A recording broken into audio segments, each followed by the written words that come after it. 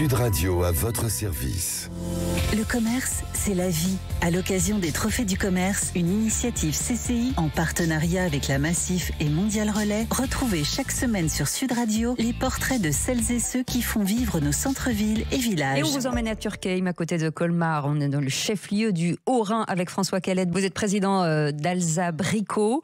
Un modèle économique, c'est quoi aujourd'hui le modèle économique? Vous êtes spécialisé dans les ventes de travaux écologiques pour l'isolation intérieure, extérieure, mais pas que. Comment vous êtes organisé? Alors donc nous on est vendeurs effectivement de matériaux donc pour l'isolation intérieure extérieure des maisons, donc effectivement uniquement écologique, et pour la décoration aussi, tout ce qui est peinture, enduit, voilà, l'azur. En fait nous on est e-commerçant, on expédie partout en France via de la messagerie, de l'affrètement ou du colis. D'accord. Qui sont vos clients? Est-ce que c'est le particulier ou effectivement c'est le métier aussi vient chez vous? Alors en majorité c'est des particuliers effectivement, mais on a aussi des professionnels, oui. Des professionnels partout en France et local. Vous avez une stratégie, j'imagine, de circuit court quand on parle de produits écologiques? Oui, effectivement, on essaye de prioriser un maximum les fournisseurs locaux et proches de chez nous. Tout comme, par exemple, un des produits qu'on vend le plus, c'est la laine de bois, où on se fournit à 150 km de chez nous, quoi. D'accord. Qu'est-ce qui vous différencie aujourd'hui des géants du bâtiment? C'est quoi? C'est l'agilité, peut-être? C'est surtout l'offre écologique, c'est-à-dire qu'on a vraiment une offre basée que sur des produits écologiques ou naturels. Donc c'est surtout ça, on n'a pas de produits type laine de verre ou autre chose. Il y a des freins encore aujourd'hui sur l'utilisation ou l'usage du biosourcé? Oui, essentiellement financier, parce qu'on est sur des produits qui sont plus chers que les produits traditionnels. Ouais.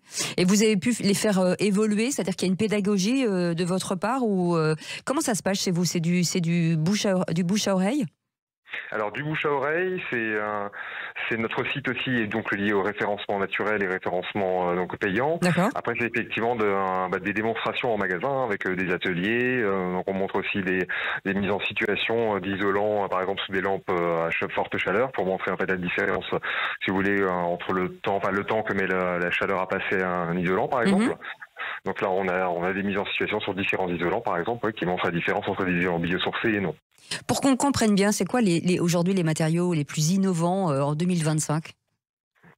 Les plus innovants, je dirais, c'est des matériaux qui permettent un multi-usage, de se protéger de plusieurs façons et de plusieurs choses en même temps. Par exemple, un matériel biosourcé, par exemple type un isolant fibre de bois, permettra d'isoler en même temps de la chaleur et en même temps du froid, ce qui n'est pas exactement le cas, par exemple, pour une laine de verre qui va plus travailler contre le froid.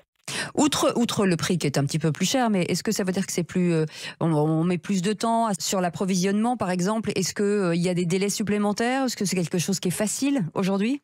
Non, aujourd'hui la filière est vraiment bien en marche. Les délais d'approvisionnement sont plutôt courts.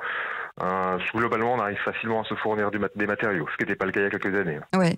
Vous rentrez dans un plan de décarbonation, par exemple, du secteur du bâtiment. Et vous avez beaucoup de concurrence sur cette filière, en tout cas, ou ce prisme biosourcé? Oui, de plus en plus. Effectivement, les généralistes se mettent à faire de plus en plus de biosourcés, parce que la demande est là maintenant. Ouais. Avec des normes environnementales qui sont pesantes? Oui, de plus en plus, effectivement. Alors ça nous impacte moins nous, parce qu'on va plus effectivement proposer le produit. Ça va être plus chez les architectes ou les entreprises directement poseurs, qui eux sont dans des difficultés, sont dans des questionnements différents du moins. Là, vous êtes sur la rénovation, mais vous travaillez aussi sur la construction neuve? Alors très peu. On fait majoritairement de la rénovation chez nous. D'accord. Eh bien, merci en tout cas d'avoir accepté notre invitation. François Calette, qui est avec nous, président d'Alsa Brico. Merci d'avoir accepté notre invitation. Merci à vous. Sud Radio à votre service. Le commerce, c'est la vie. À l'occasion des Trophées du commerce, une initiative CCI en partenariat avec la Massif et Mondial Relais, retrouvez chaque semaine sur Sud Radio les portraits de celles et ceux qui font vivre nos centres-villes et villages.